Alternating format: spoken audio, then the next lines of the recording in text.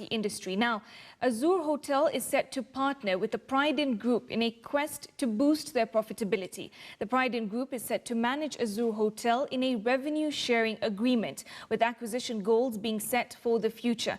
Now, our reporter Noah Kipkemboi joins us to expound on the matter. Good afternoon, Noah. Well, a very good afternoon to you, Malika. The tourism report released by Cabinet Secretary for Tourism Najib Balala painted a very promising picture for the tourism sector. It's been growing by the day. The hotel industry is one key component of this particular sector. Of course, there are rumors out there that some hotels are closing up, others are changing ownership.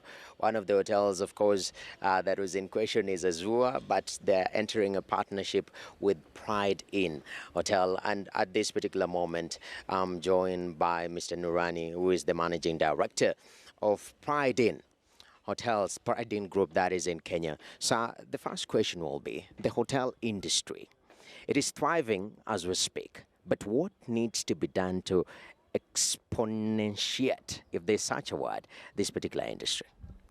First and foremost, I personally believe that tourism needs to be given quite a bit of importance within the Big Four agenda also, because it is directly related to His Excellency's Big Four agenda.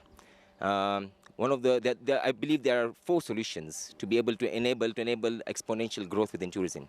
First and foremost is we understand how MICE tourism within Africa is really growing. And one of the first solutions that I would really urge the President and I would really plead with the government to do is to build at least a 20,000-seater convention center within Nairobi at its first. A 20,000-seater convention center would not cost more than 25 billion shillings, which I personally believe. And if you look at the total tourism earnings for 2019 was at 165 billion, which is practically not even 20 to 25% of the total, not even 20% of the total earnings. Once a convention center has been built, all right, I want to applaud Honorable Balala and His Excellency for having put up the National Convention Bureau.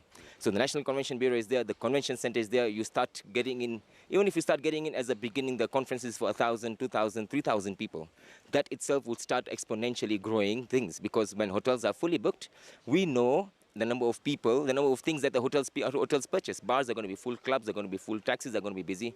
Automatically, there's going to be economic growth, employment is going to be there. There's going to be a push to all the industries. Yes. All right, so there's the building of convention center. Number 2 is in terms of the marketing budget. You know, let's allocate a bigger marketing budget to tourism. All right, and once that has been done, automatically both leisure and business tourism is going to increase. The third one is to now start investing in roads and infrastructure. All right, those roads and infrastructure become an important element of tourism itself, because the roads infrastructure. And the 4th most important point is open sky policies. We have been talking about open sky policies for a lot of years. I am personally thankful to His Excellency and to Honorable Balala that we have seen a lot of flights now start landing into Mombasa. But how can we encourage more flights to land into Mombasa? Because accessibility for any tourist is key. And there are a lot of players coming into the hospitality industry. Some of them not necessarily their main agenda or their main money-making tool, but by association, maybe they are in real estate.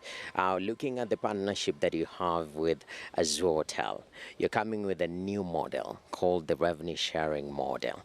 Tell me a little bit about this. Unlike the conventional management model is where the brand is the winner, all right, and here we believe the investor is the winner first, because the investor gets the first right of the percentage of the revenue. So as a brand, we know that if we have to get our earnings and our right percentages, we have to make sure that we get the hotel to a certain occupancy levels, and we have to be very efficient with our cost controls. Why do we as Prideinn brand feel that we can do that? Because one, we have economies of scale, we understand the market, we have the sales and the marketing, experiences, and therefore we know how we are going to best target the sales.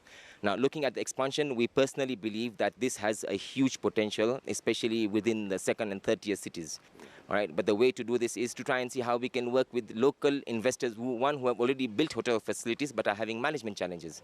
All right, one of the reasons as to why they've not given it out and they want to still manage it, because they're always worried that will they win or will they lose. Now with this revenue sharing, will give them more confidence that they are able to get the first right of revenue.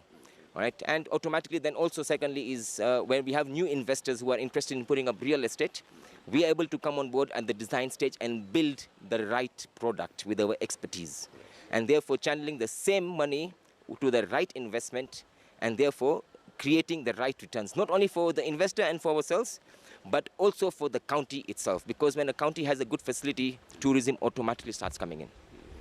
Moving forward, the year 2020 as a player in this sector, what are your projections? And 2020, I believe, is going to be a very, very promising year. We have seen already the kind of the kind of things that are happening and the kind of focus, the kind of interest that we have from the international MICE market, and especially to do with our Prideinn Paradise Beach Resort. We have already international MICE conferences that are already planned, and we have also missed out on some international MICE conferences. Why? Accessibility into Mombasa, because there's no, as much as we have the direct flights, but we don't have as many as we would require. So imagine if today we had all those direct flights coming into Mombasa, imagine the sort of impact. All right, today if we had the convention center in Nairobi, all right, imagine the sort of impact. So tourism is the key to improving the economy's GDP, I believe. Tourism is the key for His Excellency's Big Four agenda, which is the manufacturing growth, affordable housing, food security, and healthcare. Right? If tourism is on it's on its rise, all the Big Four agenda would be fulfilled. Definitely. Thank you very much, sir, for speaking to KTN News. Yeah. So there you have it. Tourism is the key to the Big Four agenda. Right now, it's just been placed there as an enabler, but he's saying that it is the key. With that said and done, Malika, the question is, the year 2020 looking promising? Let's wait for the tourism performance report later on in the year. And CS Balala was very positive.